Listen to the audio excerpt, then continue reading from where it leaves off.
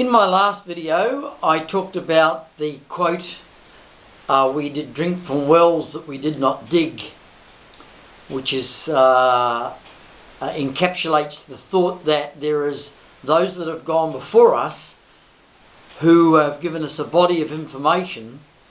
And today I want to talk about how to tap into success. I don't want to come across from the point of view that I'm one of these success gurus. I do think that one common denominator of leaders is they are readers. They sift the wisdom of the last generation, and they literally do drink from wells that they did not dig. So I want to have a look at some principles of success. I've read a lot of the success books. Some of the stuff I like, some of the stuff I think is completely off the wall.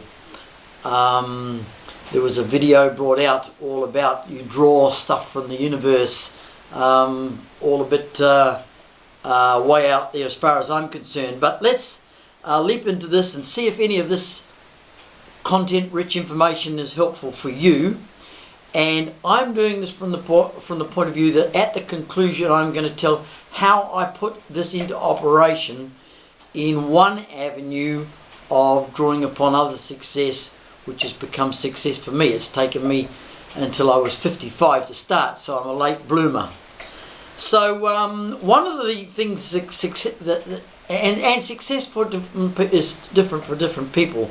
It's possible to be very successful as a human being and not have a lot of tangible possessions. So, but I'm talking about this from the point of view of being a person of influence, and probably from being a person of influence, having some financial credibility to your influence also. So one of the things that makes some people break out from obscurity, from having what I call a JOB, which stands for just over broke, trading time for money, being always at the or in a situation where you trade time for money. And I did it for years in boiler making, I did it in years working in a steel mill, I did it in years in sales. Effectively, when you work for somebody else, you're building their dream, you're not building your own. Now, it's not everybody's cup of tea to start some enterprise which is their own, but I'm saying to you that probably there is a ceiling to which you can succeed whilst you trade time for money, because when you're trading time for money, you hit the ceiling of 24 hours a day, and until you can find a method of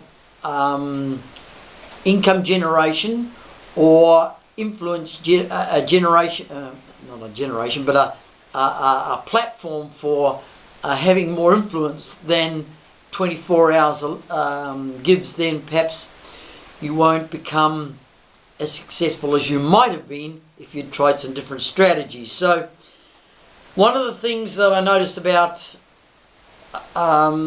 successful people, a common denominator would be they are visionaries. They see things that other people don't see. We'll use the analogy of Henry Ford.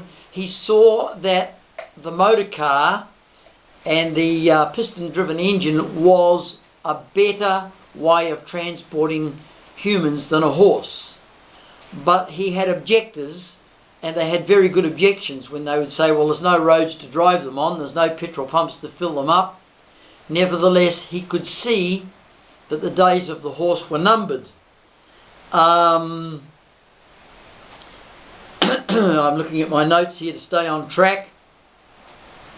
The richest man, which is not the only form of success, as I've said, in modern times was John Paul Getty, and he made a statement that he would rather take 1% of 100 people's work than 100% of his own. He understood the concept of expanding what he was doing with a big team, and others have understood that there is much to be gained by coming up with a new idea, an inventive idea.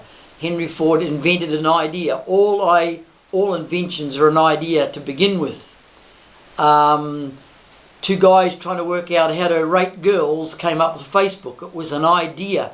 In fact, it was the idea that was valuable, and then the capacity to implement the idea. Networks have made people huge sums of money. The internet is a network. Railway systems are a network. Getting a whole lot of people to work in a network in network marketing is a network. And the guy that wrote all the books, Rich Dad, Poor Dad, his Christian name is Robert. I can't pronounce his second name. He didn't make his money in network marketing, and I'm not promoting network marketing on this video, but he went and objectively looked at why a lot of his friends had done very well in that particular structure, and made the point that it was the best business training environment for no cost that he could find, and made the statement that if he had his time again, he wouldn't have put the energies into traditional business. He would have built with this principle of putting a whole lot of people in a team and taking a proportion of their income. It would have been an easier way to make his money. So I thought that was a very objective book. Can't remember the title of it now. Look up his books and you'll find the one I'm talking about. So there's a quick book review recommendation for Robert. A leveraged income that I want to talk about today that relates to what I've done is based around working now for nothing, so that there's a structure in place, there is a platform in place to make money on an ongoing basis when I've finished my work. That's my description of a leveraged income. And the richest woman in the world has used this particular leveraged vehicle to make her very successful, recognised as a writer, recognised as a storyteller, recognised and been paid very well for the privilege. I'm talking about A.K. Rawlings. Isn't it interesting that 6 publishers turned her down? They didn't even realise what she had. I bet they're kicking themselves now. She exceeded the Queen for being the richest woman in the world from writing books. And this is what I've practiced since I was 55. I didn't start writing till I was 55, primarily because I didn't think I could write, because I was dyslexic and found writing so difficult. But I did manage to learn how to use readback programs on Dragon Naturally Speaking to be able to hear the mistakes my eyes couldn't see, and spell checking and grammar checking. Computers made what was impossible longhand for me to be just possible. My manuscripts were then not that well written, but well enough written to inspire a co-writer in Jenny Sweeney, and we put things together as a team. So it's taken 6 years to write the book Dream Bouncing, and a shelf of other books. Dream Bouncing is the first one that is co-written. Currently Jenny is not that far away from finishing Four Bastard Sons to Iran, which in my view was probably my best storytelling idea, but Jenny made such a good job of the rewrite of Dream Bouncing that it's right up there now. And we have used an audio sampler, which I've talked about in my other videos, as a point of difference marketing to show readers that it is the real deal, that it is a great read, because when people are trying to decide are they going to start reading a new author, they're really wanting entertainment, and they're wanting to know whether they're wasting their time.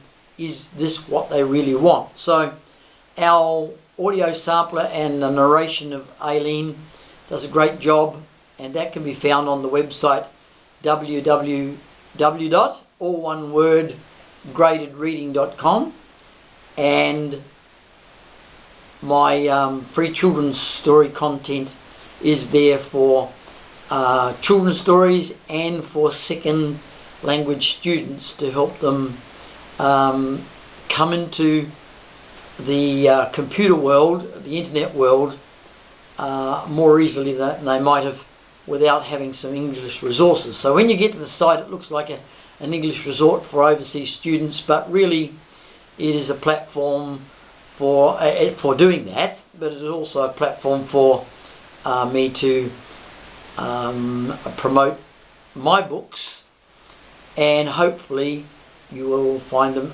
great reads, and you can look at how we have done everything we've done on the site by looking at some of the other videos on YouTube.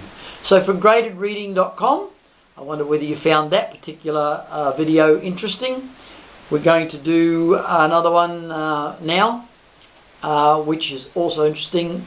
So until we start that one in a few minutes, cheers.